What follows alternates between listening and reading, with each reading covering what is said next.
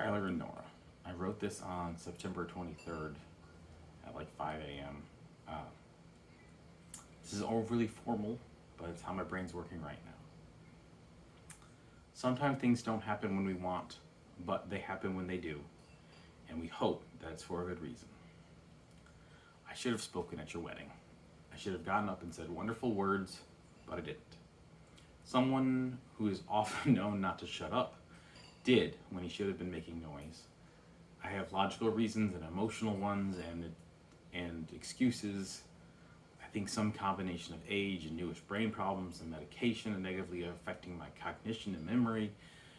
I did not realize that I should have spoken until now. And Sky said, people can speak if so moved, and in me was the movement, but I got in my own way.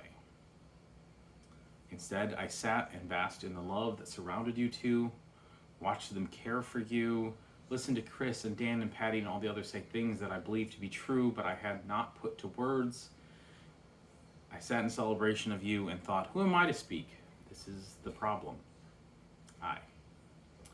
Nora, I do not know you as well as I like to or hope to someday. I mean to do something about that, but I make no promises about the near future, but promise to put in the effort to make this a reality. But once again, the I has often gotten in my way. I have from the beginning of our friendship not celebrated Skylar enough, and on this, his and Nora's day, I failed him once again. The best way I know to communicate what I mean is by telling stories, so here I go. One night in high school, a group of us was sitting around Denny's, and we made up a game where we decided we were superheroes and gave ourselves each other superhero names and powers. I think it started with Beagle. He was dubbed Captain Obvious. I was Sidekick Boy. Captain Obvious was my sidekick.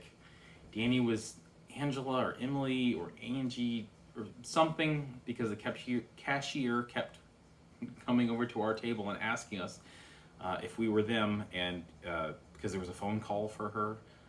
Mowdy or Mikey was Jesus, all the love of Jesus with a little bit of cheese. Rob was Babor, and Sky was the mysterious number Q with the powers of the Q plane. I'm not sure if I'm making the narrative fit or these were micro realizations, but each of these was full of truth about each of us.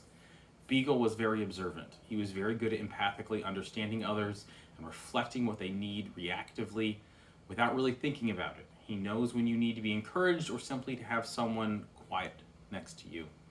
Danny didn't need to have a special name or be special. He was there and he was himself, and most of the time that was exactly what you needed. He was often quiet in his strength, no need for flash.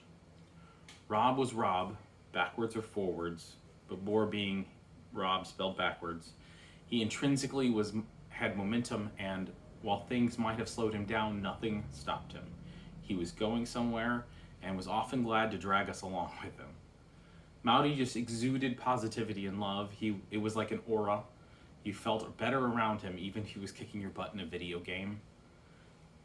I found, and I hope this to be true, that I'm at my best when I'm supporting others. Whether it be answering I need a call message at 2 a.m. or literally dragging you down the hall to do something you know you were supposed to do. Wait, those are both about Beagle. Anyway, I like helping people. I like service. But Sky, Q if you will, his power came not from what he understood about him, but what we didn't. He, like his title literally said, was mysterious. He would suddenly say something and we just would not understand where it came from, but it was always creative and imaginative. The term Q-plane came from his thinking so far out the box that he was on another plane. We truly did not understand him sometimes. If you know Sky, I think you know that this is his brilliance, once unbridled, now tempered with logic and love, creating imagination. Whether it be teaching or architecture, brewing, cooking, parenting, or just being your partner, he does it in a way unexpected and important. Always successful? No. But the superest part of his power is that those failures make possible even greater successes in the future. The source of his powers was much less mysterious. Captain Obvious would say it was his parents, Dan and Patty, not only managed to give him the gift of freedom and wild creativity, but also the tools of love and compassion and logic that shaped that imagination into a superpower. I don't exactly know how they did it or how they had the strength to temper it, but I've tried to emulate it for 22 years. In the last decade, there have often been years between seeing each other in person, but each time I am struck by how much more I see of your parents in you, Sky.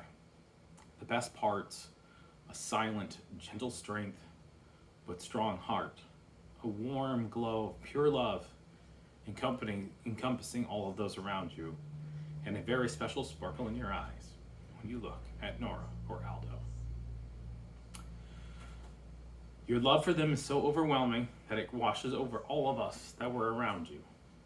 As we come to support you, it strengthens us. Chris said it better, but I feel it's worth repeating that you have surrounded yourself with people that love you. Good people have been drawn to you by the people that you are. So in the end, I will end where I started. I love you three. I hope I made up for some of my failings, and I hope that you feel all the love from us, the love that you three deserve for the entirety of your lives together. And I look forward to learning about the superpowers the Q plane inspires in Aldo. Sincerely and with love.